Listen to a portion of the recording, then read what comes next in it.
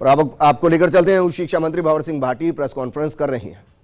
आयोजन के संबंध में ये चर्चा हुई तो उसमें जो हमारे प्रदेश के बाहर के जो विद्यार्थी हैं उनको पब्लिक ट्रांसपोर्ट पूरी तरह से चालू नहीं होने की वजह से यहाँ राजस्थान में आने की परेशानी के विषय में हमारे राजस्थान के यूनिवर्सिटीज़ के जो हॉस्टल्स हैं वो अभी खुल नहीं पा रहे हैं। जो हमारी हेल्थ विभाग की एडवाइजरी है उसके अनुसार, गृह मंत्रालय के आदेशों के अनुसार, और उसके साथ साथ हमारे जो विद्यार्थी हैं जो गांव में रहते हैं, जिनको शहरों में कमरा लेकर के रहना होता है, पीजी गेस्ट हाउस में रहना होता है, तो उनके सामने भी अभी रूम अवेलेबल होने की समस्या है।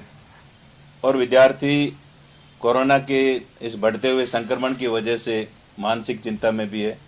तो इन तमाम परिस्थितियों को मद्देनज़र रखते हुए माननीय मुख्यमंत्री महोदय की अध्यक्षता में जो बैठक हुई, उनके द्वारा उस बैठक में ये निर्णय लिया गया कि राजस्थान के सभी विश्वविद्यालयों के हमारे शेष रही हुई जो परीक्षाएं हैं वो परीक्षाएं नहीं करवाई जाएगी और हमारे राजस्थान के यूनिवर्सिटीज़ के सभी विद्यार्थियों को अगली कक्षा में बिना परीक्षा के प्रमोट करने का निर्णय माननीय मुख्यमंत्री महोदय के स्तर पर यह निर्णय हुआ है।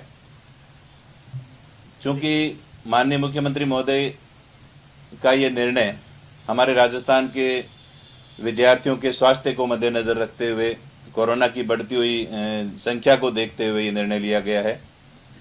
और अब चूँकि कल रात्रि को यूजीसी के द्वारा एक जो गाइडलाइन जारी की गई है उसमें जो हमारे फाइनल ईयर के स्टूडेंट्स हैं उनके लिए एग्ज़ाम करवाने के लिए कहा गया है। 2 दिन पहले ही जिस प्रकार से राज्य सरकार ने निर्णय लिया कि हम राजस्थान के विश्वविद्यालयों की परीक्षाएं इन परिस्थितियों में राजस्थान में आयोजित नहीं की जा सकती है, तो यूजीसी की जो गाइडलाइन है, उनके जो दिशा निर्देश है वो देश भर के लिए उन्होंने जारी किए हैं। हम यूजीसी के और एमएचआरडी विभाग के हर आदेश का सम्मान करते हैं, लेकिन जिस प्रकार से हमारे देश के अलग अलग प्रदेशों की अलग अलग स्थितियां हैं, देश में कई ऐसे राज्य हैं जहां कोरोना का प्रसार कम है, वहां कोरोना के से पीड़ित होने वाले, संक्रमित होने वाले विद्यार्थी या लोगों की संख्या कम है। लेकिन राजस्थान में जिस प्रकार से अनलॉक होने के बाद जो कोरोना की संख्या जिस प्रकार से बढ़ रही है, तो इन परिस्थितियों में वर्तमान समय में परीक्षाएं करवाना संभव नहीं है। और इसी तमाम बिंदुओं को सोच करके ये सरकार के द्वारा निर्णय लिया गया था। चूँकि यूजीसी ने गाइडलाइन जारी की है तो हम उस पर भी विचार करेंगे और माननीय मुख्यमंत्री महोदय के स्तर पर ये राज्य सरकार ने उच्च स्तर पर फैसला लिया है।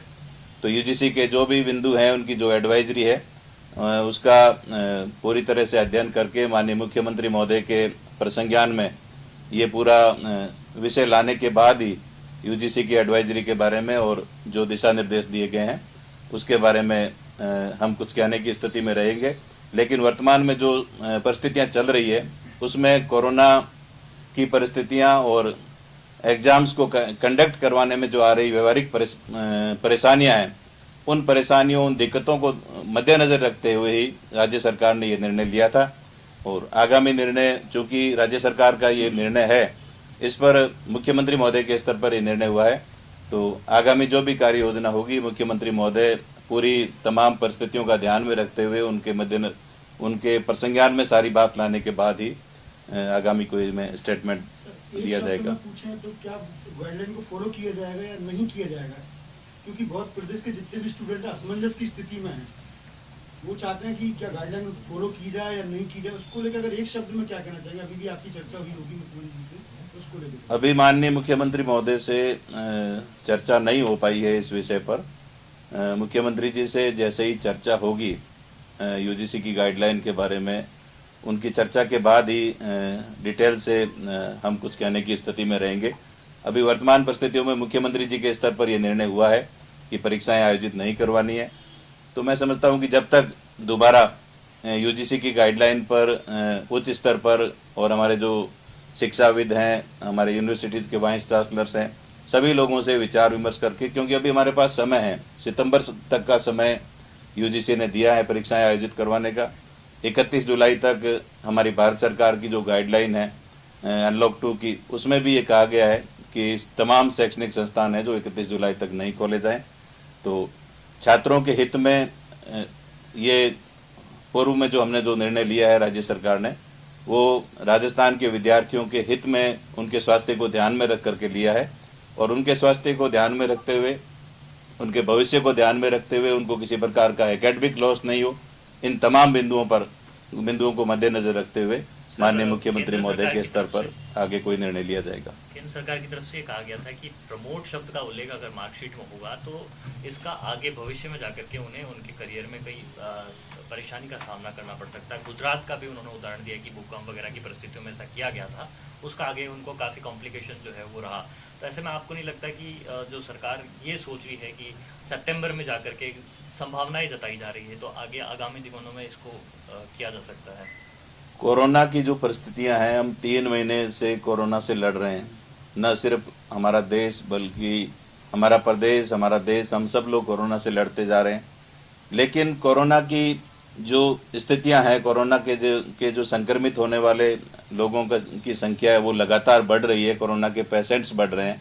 ऐसी स्थिति में असमंजस की स्थिति है कि हम परीक्षाएं कितने दिन तक आगे और एक्सटेंड कर सकते हैं, क्योंकि जो सत्र हमारा जून में शुरू होना था, हमारे एडमिशन्स होने थे, तो ये सारा हमारा जो प्रोसीजर जो हर साल हम करते हैं वो लेट होता जा रहा है।